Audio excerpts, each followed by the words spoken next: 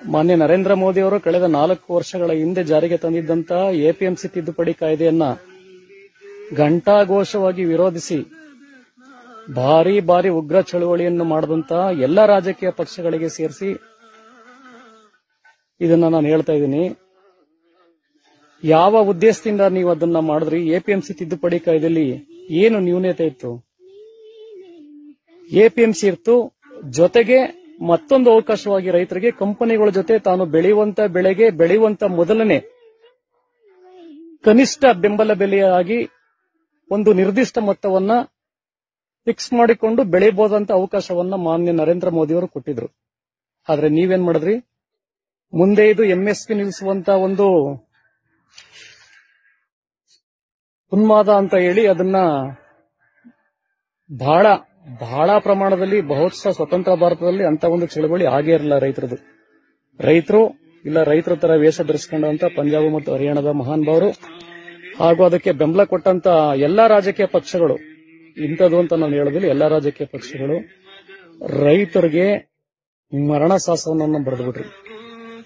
ಅದ್ಭುತವಾದಂತ ಒಂದು ಕಾಯ್ದೆ ಎಪಿಎಂಸಿ ಹೆಂಗಿರ್ತಿತ್ತು, ಮತ್ತೊಂದು ಅವಕಾಶವನ್ನು ರೈತರು ಕೊಟ್ಟಿದ್ರು. ಆದ್ರೆ ಅದನ್ನ ವಿರೋಧ ಮಾಡಿದ್ರಿ. ಇದನ್ನ ವಿರೋಧ ಮಾಡೋದ್ರ ಪ್ರತಿಫಲ ಏನಾಗಿದೆ ಗೊತ್ತಾ ರೈತರಿಗೆ? ನೋಡಿ, ಹಾಗೇನೆ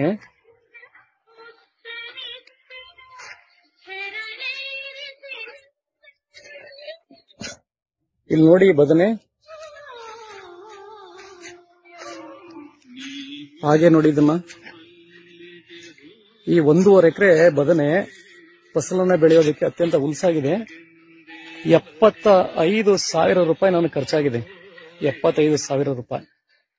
ಇಲ್ಲಿಯ ತನಕ ಅಂದರೆ 20 ದಿನದಲ್ಲಿ 11 ಟನ್ ಕಾಯನ್ನ ಬಿಡಿಸಿದ್ದೀನಿ. 11 ಟನ್ ದಾಖಲೆ ಪ್ರಮಾಣದ ಒಂದು ಇಳುವರಿ ಸಿಕ್ಕಿದೆ. ಆದ್ರೆ ಬೆಲೆ ಎಷ್ಟು ಗೊತ್ತೇನು? ಬರೀ 4 ರೂಪಾಯಿ 1 ಕೆಜಿಗೆ.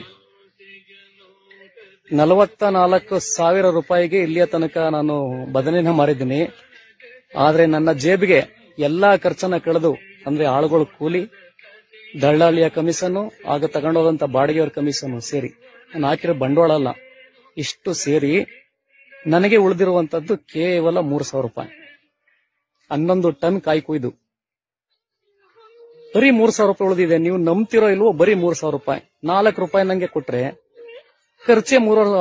ಅಲ್ಲಿ ಹೋಗಿ ಸೇರ್ಕೊಳ್ಳೋದಕ್ಕೆ ಎಪಿಎಂಸಿ ಕಳೆದು ಅದು ಮಾರಾಟ ಆಗೋದಕ್ಕೆ 3,000 ರೂಪಾಯಿ ಬೀಳ್ತದೆ 1 ಕೆಜಿಗೆ. ನೋಡಿ, ಅಷ್ಟು ಬದನೆ, 17 ಮೂಟೆ ಬದನೆ ಇದೆ. ಇಷ್ಟೆಲ್ಲ ತಗೊಂಡೋಗಿ ಮಾರಿದ್ರು ಕೂಡ ನನ್ನ ಕೈಗೆ ಅವ್ರು ತಂದು ಕೊಡುವಂತದ್ದು ಗಾಡಿಯವರು ಬರೀ 500ರಿಂದ 1,000 ರೂಪಾಯಿ ತಂದು ಕೊಡ್ತಾರೆ. ಏನ್ ಮಾಡ್ಬೇಕು ರೈತ? ಅದೇ ಎಪಿಎಂಸಿ ತಿದ್ದುಪಡಿಗೆ ತಂದಿರುವಂತ ಕಾಯ್ದೆ ಇದ್ದರೆ ನಾನು ಈ ಬದನೆನ ಒಂದು ಕಂಪ್ನಿಗೆ ಅಗ್ರಿಮೆಂಟ್ ಮಾಡ್ಕೊಂಡು ಬೆಳಿತಿದ್ದೆ. ಮೊದಲೇ ಅಗ್ರಿಮೆಂಟ್ ಮಾಡ್ಕೊಂಡು ನಾನು ಬೆಳಿತಿದ್ದೆ. ಅವಶ್ಯಕತೆ ನನಗೆ ಗಿಟ್ಟುವಂಗಿದ್ರೆ ಬೆಳಿತಿದ್ದೆ, ಇಲ್ಲಾಂದ್ರೆ ಬಿಟ್ಬಿಡ್ತಿದ್ದೆ. ನಷ್ಟನೇ ಇರ್ತಿರಲ್ಲ ರೈತರಿಗಾಗ. ಲಾಭ ಅಂತೂ ಖಂಡಿತ ಇರ್ತಿತ್ತು, ನಷ್ಟ ಅಂತೂ ಇರ್ತಿರಲ್ಲ. ಹೆಚ್ಚಿಗೆ ಲಾಭ ಇಲ್ದರೂ ಕೂಡ ಒಂದು ಸಾಧಾರಣ ಮಟ್ಟದ ಲಾಭ ಅಂತ ಇರ್ತಿತ್ತು. ನೀವ್ ಹೇಳ್ಬೋದು 40 ರೂಪಾಯಿ ಇತ್ತಲ್ಲ ಅವಾಗ ನೀವೆಲ್ಲ ಪಡ್ಕೊಂಡಿಲ್ವ ಅಂತ. ರೈತನಿಗೆ 40 ರೂಪಾಯಿ ಅಂತ ಸಂತೋಷನೂ ಬೇಡ, 4 ರೂಪಾಯಿ ಪಡ್ಕೊಂಡುವಂತ ದುಃಖನೂ ಕೂಡ ಬೇಡ. ಕನಿಷ್ಠ ಅವನಿಗೆ 1 ಕೆಜಿ ಬದನೆ ಬೆಳೆಯಲು, ಬರೀ ಬದನೆ ಉದಾಹರಣೆ ಕೊಡ್ತೀರ ನಿಮ್ಗೆ, 1 ಕೆಜಿ ತರಕಾರಿ ಬೆಳೆಯೋದಕ್ಕೆ 20ರಿಂದ 25 ರೂಪಾಯಿ ಅಥವಾ ಬೇಕೇ ಬೇಕು ಅವನಿಗೆ. ಇದು ಕಂಡೀಷನ್ ಸಿಕ್ತಿತ್ತು ತಾನೆ. ಒಂದು ಕಂಪ್ನಿಯವ್ರು ಮಾಡ್ಕೊಳ್ಳೋರು, ಬಿತ್ತನೆ ಅವರೇ ಕೊಡೋರು, ಗೊಬ್ಬರ ಅವರಿಗೆ ಕೊಡೋರು, ಅದು ಬೇಕಾದಂತ ತಂತ್ರಜ್ಞಾನ ಮಾಹಿತಿ ಅವರೇ ಕೊಡ್ತಿದ್ರು, ಔಷಧಿ ಅವರೇ ಕೊಡ್ತಾ ಇದ್ರು, ಅವರೇ ನಮ್ಮ ಹತ್ರಕ್ಕೆ ಬಂದು ತಗೊಂಡು ಹೋಗ್ತಿದ್ರು. ಫಸ್ಟ್ ಕ್ವಾಲಿಟಿ ಇಷ್ಟು ಅಂತ ಮಾತಾಡೋರು, ಸೆಕೆಂಡ್ ಕ್ವಾಲಿಟಿ ಇಷ್ಟು, 3ನೇ ಕ್ವಾಲಿಟಿ ಇಷ್ಟು. ಜೊತೆಗೆ ಇದು ನಮ್ಗೆ ಗೀಟ್ಲಿಲ್ಲ ಅಂದ್ರೆ ಯಾವ ಸಮಯದಲ್ಲಿ ಬೇಕಾದ್ರೂ ಅಗ್ರಿಮೆಂಟ್ ಅನ್ನ ಕ್ಯಾನ್ಸಲ್ ಮಾಡ್ಕೊಂಡು ಎಪಿಎಂಸಿಗೆ ತಗೊಂಡು ಮಾರ್ಕೊಳ್ಳುವಂತ ಅವಶ್ಯಕತೆ ಅವಕಾಶ ಕೂಡ ರೈತರಿಗೆ ಇರ್ತಿತ್ತು. ತೀರಿಸ್ಬಿಟ್ರಾ?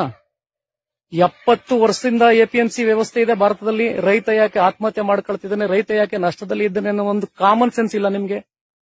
ಅದನ್ನ ವಿರೋಧ ಮಾಡದಂತೆ ಎಲ್ಲಾ ಇಂಥ ರಾಜಕೀಯ ಪಕ್ಷ ಅಂತ ಹೇಳಲ್ಲ ಅದು, ಯಾಕೆ ರಾಜಕೀಯ ಆಗ್ತದೆ ಅದು. ಒಂದು ಕಾಮನ್ ಸೆನ್ಸ್ ಇಲ್ಲ ನಿಮ್ಗೆ. ಅವತ್ತು ನೇರು ಜಾರಿಗೆ 1955ರಲ್ಲಿ ಎಪಿಎಂಸಿ ತಂದಾಗ ಸಾಧಾರಣವಾಗಿತ್ತು ಮನುಷ್ಯನ ಆಸೆ, ಬೆಳವಣಿಗೆ ಕೂಡ ಸಾಧಾರಣವಾಗಿತ್ತು. ಸಂತಲಿ ಮಾರ್ತಿದವನ ಒಂದು ಮುಕ್ತ ಮಾರುಕಟ್ಟೆ ವ್ಯವಸ್ಥೆ ತರಕ್ ಹೋಗಿ ಅವಾಗ ಮಾಡಿದ್ರು, ಅದು ಸರಿ ಇತ್ತು. ಬಟ್ ಇವಾಗ ಎಪಿಎಂಸಿ ವ್ಯವಸ್ಥೆ ದಳ್ಳಾಳಿಗಳ ಕೈ ಸೇರ್ಕೊಂಡಿದೆ, ಮೋಸ ನಡೀತಾ ಇದೆ. ಜೊತೆಗೆ ರೈತನಿಗೆ ಯಾವ ಸಮಯದಲ್ಲಿ ಇಂಥದೇ ಬೆಳೆ ಬೆಳಿಬೇಕನ್ನೋ ಒಂದು ಮಾಹಿತಿ ಕೊಡುವಂತವ್ರಿಲ್ಲ. ಅವನ ಆಸೆಗೆ ಹಾಕ್ಬಿಡ್ತಾನೆ, ಕೊನೆಗೆ ಈ ರೀತಿ ಕೈ ಸುಟ್ಕೊಳ್ತಾನೆ. 4 ತಿಂಗಳಿಂದ ಹಗಲು ರಾತ್ರಿ ದುಡಿದಿದ್ದೀನಿ. 72,000 ರೂಪಾಯಿ ಬಂಡವಾಳ ಹಾಕಿದ್ದೀನಿ. 11 ಟನ್ ಕಾಯಿ ಕುಯ್ದು ಕೂಡ ಬರೀ 3,000 ರೂಪಾಯಿ ನನ್ನ ಜೇಬಿಗೆ ಬಂದಿದೆ. ಏನ್ ಮಾಡೋದು? ಅದೇ ಒಂದು ಕಾಯ್ದೆ ಇದ್ದೀರೆ ನನಗೆ ಲಾಸ್ ಅಂತೂ ಆಗ್ತಿರಲ್ಲ, ಲಾಭದಲ್ಲಂತೂ ಇರ್ತಿದೆ. ಈಗ ಹಾಕಿರೋ ಬಂಡವಾಳನೂ ಇಲ್ಲ. ದುಡ್ದು ಸಾಕಾಯ್ತು. ಇನ್ನೊಂದು ದುರಂತ ಏನೋ ಗೊತ್ತಾ, ತೋಟಗಾರಿಕೆ ಇಲಾಖೆಯನ್ನು ಕೂಡ ಆಪ್ಕಮ್ಸ್ ಕೂಡ ಸರ್ಕಾರದ್ದೇನೆ, ಎಪಿಎಂಸಿ ಕೂಡ ಸರ್ಕಾರದ್ದೇನೆ. ಆಪ್ಕಮ್ಸ್ ಅಲ್ಲಿ 1 ಕೆಜಿ ಬದನೆಕಾಯಿ ಇವತ್ತಿನ ರೇಟು 33 ರೂಪಾಯಿ. ಆದ್ರೆ ಎಪಿಎಂಸಿಲಿ ನಮ್ಮ ಹತ್ರ ಕೊಂಡ್ಕೊಳ್ತಾ ಇರೋದು ಬರೀ 4 ರೂಪಾಯಿಗೆ. ಇದೇ ದುರಂತ, ಇದೇ ಭ್ರಷ್ಟಾಚಾರ. ಈ ವ್ಯವಸ್ಥೆ ತೊಲಗಬೇಕು. ಈ ವ್ಯವಸ್ಥೆ ತೊಲಗಲಿಲ್ಲ ಅಂದ್ರೆ ರೈತ ಯಾವುದೇ ಕಾರಣಕ್ಕೂ ಉದ್ಧಾರ ಆಗುಲ್ಲ. ನೀವು ಆತನಿಗೆ ಏನೇ ಕೊಟ್ಟರು ಕೂಡ ಆತ ಗೆಲುವನ್ನ ಕಾಣೋದಿಲ್ಲ. ಆತ ಗೆಲುವನ್ನ ಕಾಣಬೇಕು ಅಂದ್ರೆ ಆತ ಬೆಳೆಯೋದಂತ ಬೆಳೆಗೆ ಆತನು ಬೆಳೆಯುವಂತ ಮೊದಲನೇ ಬೆಲೆ ನಿರ್ಧಾರ ಆಗ್ಬೇಕು. ಅವಾಗ ಮಾತ್ರ ಅವನು ಗೆಲ್ಲೋದಿಕ್ ಸಾಧ್ಯ. ಇದನ್ನ ಯಾರ್ಯಾರು ಕಟುವಾಗಿ ಇನ್ನೂ ಅವ್ರು ತಂದಂತ ಭೂ ತಿದ್ದುಪಡಿ ಕಾಯ್ದೆಯಲ್ಲಿ ಫಾಲ್ಟ್ ಇತ್ತು, ಒಪ್ಕೊಳ್ತೀನಿ. ಆದ್ರೆ ಈ ಕಾಯ್ದೆಯಲ್ಲಿ ಫಾಲ್ಟ್ ಇರಲ್ಲ.